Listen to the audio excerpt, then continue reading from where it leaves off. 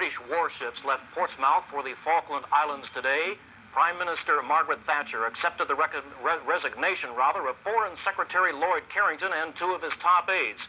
She did not accept, however, the resignation of Defense Minister John Nott, who has also come under fire for the takeover by Argentinian troops of one of Britain's last remaining colonies. We have an updated report from ABC.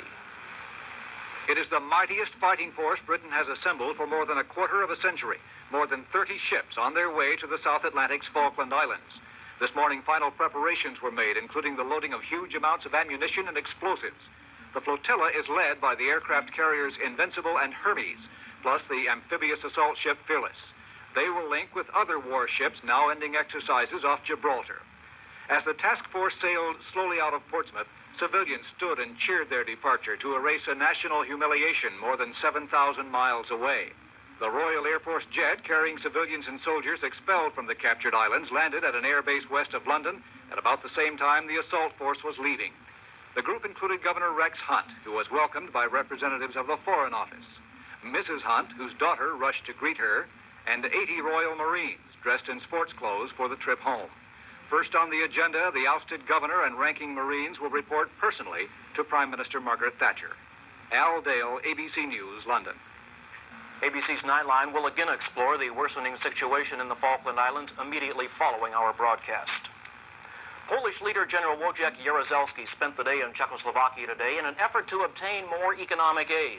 The general ended his one-day visit on a high note when the Prague government agreed to increase economic aid to its beleaguered neighbor.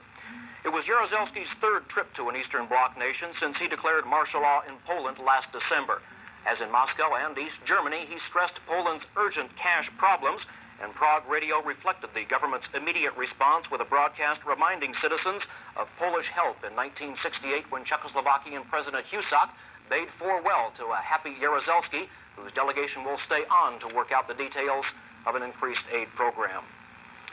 Well, despite what you may read, see, or are told, the crime rate in Spokane for 1981 was the lowest in 5 years. Police officials attribute this to an active crime prevention campaign. Anna Maria Bell has the story. Spokane's crime prevention unit has dipped from 5 to 2 employees in the last year, but it's managed to accomplish twice as much.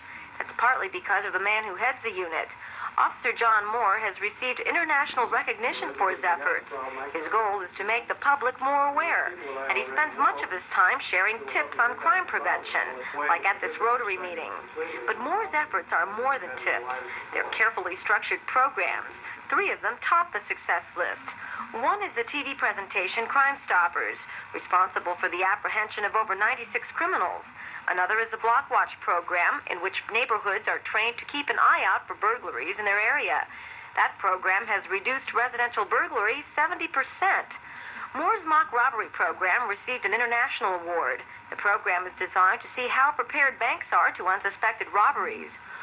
Basically, we're going to be continuing the same types of educational efforts, but we're going to key on and spend the most time on the things that have perhaps the best track record or that work the best. Moore says his philosophy is that we have to begin depending more upon ourselves and less on government. Law enforcement, to a certain point, have criteria. In other words, they have responding to so many calls, and the volume is such that they aren't handling the same types of things they did, let's say, 10 years ago. And I think historically in this country, in the United States today, that the public themselves, the property owners, they are the potential victims, and they have to take more of an effort on their part to assist law enforcement. It's a two-way street. The police departments in our country cannot handle the problem alone. Moore will conduct a seminar on how to avoid burglary in your private business. That seminar will take place next month. We'll tell you more about that tomorrow night. Anna Maria Bell, News 4. This has been the late edition of News 4. Be sure to get all the latest news with News 4's Live at 5 and News 4 at 11.